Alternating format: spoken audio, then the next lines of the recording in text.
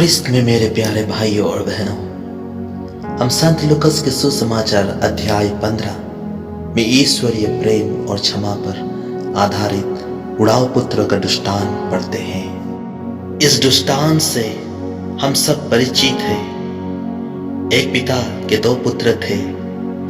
छोटे पुत्र ने अपने पिता से कहा कि संपत्ति का जो हिस्सा मेरा है वो मुझे दे दीजिए, और पिता ने दोनों में अपने संपत्ति का बंटवारा कर दिया। इस तरह छोटा बेटा अपनी संपत्ति लेकर अपने पिता और घर से दूर चला जाता है और वहां घोर पाप में जीवन जीता है और अपनी धन संपत्ति का दुरुपयोग करता है। और जब सब कुछ समाप्त होने के बाद पश्चाताप करते हुए वो घर फिर से लौटता है, तब पिता उसे उसके अपराधों को क्षमा करते हुए घर में उसका स्वागत करते हैं। प्यारे भाइयों और बहनों, यह दृष्टांत हम मनुष्यों के पाप, पश्चाताप और पिता परमेश्वर के अपार प्रेम और क्षमा पर आधारित है।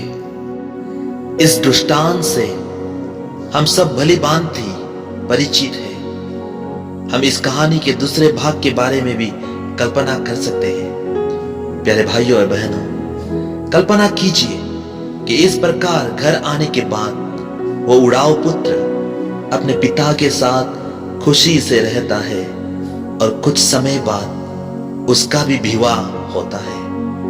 विवाह के पश्चात अपने पिता के ही समान उसके भी 2 पुत्र होते हैं, और पुत्र के बड़े होने पर जैसा कि उड़ाऊ पुत्र ने अपने पिता के साथ किया, ठीक वैसे ही उसका पुत्र भी उसके साथ वही करता है। वो संपत्ति का हिस्सा मांगता है और अपने पिता वो घर से दूर चला जाता है। पिता की संपत्ति का दुरुपयोग करता है, पाप में जीवन जीता और सब कुछ समाप्त होने के पश्चात पश्चाताप करते हुए अपने पिता के पास लौट आता है। घर लौटने पर क्या उड़ाऊ पुत्र अपने बेटे को अपने पिता के समान स्वीकार करेगा या नहीं? यदि वो अपने पिता के समान अपने पुत्रों का स्वागत करता है तो वो अपने पिता के समान बन जाता है। परंतु यदि वो अपने पिता के विपरीत अपने पुत्र का स्वागत नहीं करता है तो वो अपने पिता के साथ रहने के बावजूद भी अपने पिता से दूर है। प्यारे भाइयों और बहनों, हमारी बुलाहट पिता के समान बनने के लिए है।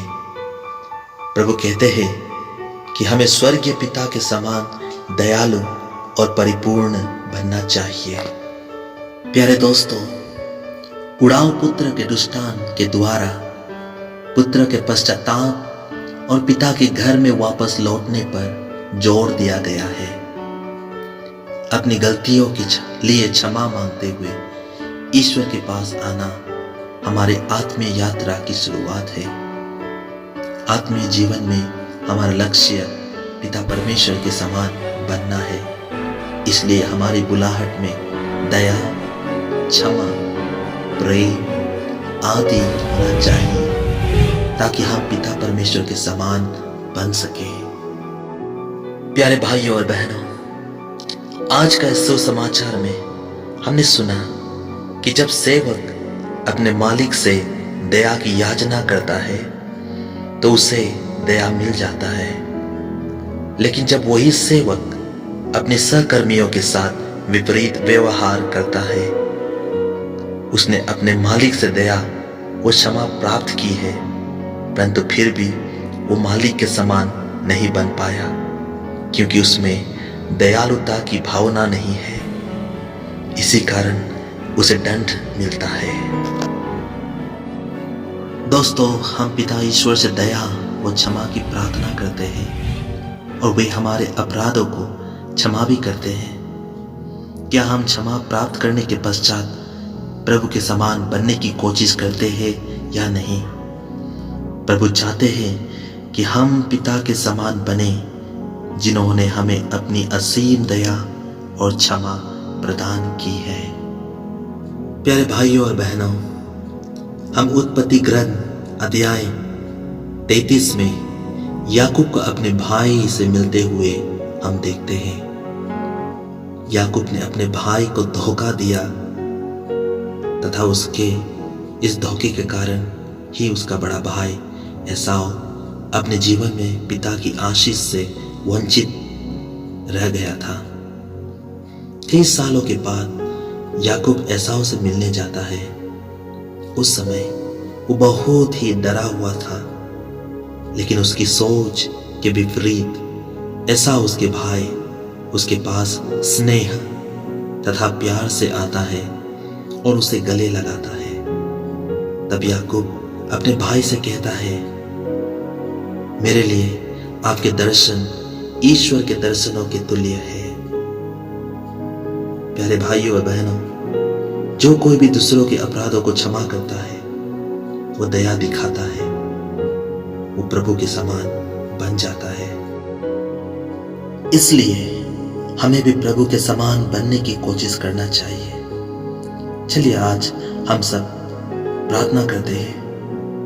हम प्रभु से प्रार्थना करें कि हम प्रभु के समान क्षमाशील व दयावान बने, ताकि दूसरों के अपराधों और गुनाहों को हम माफ कर सकें और प्रभु के नजदीक जा सकें।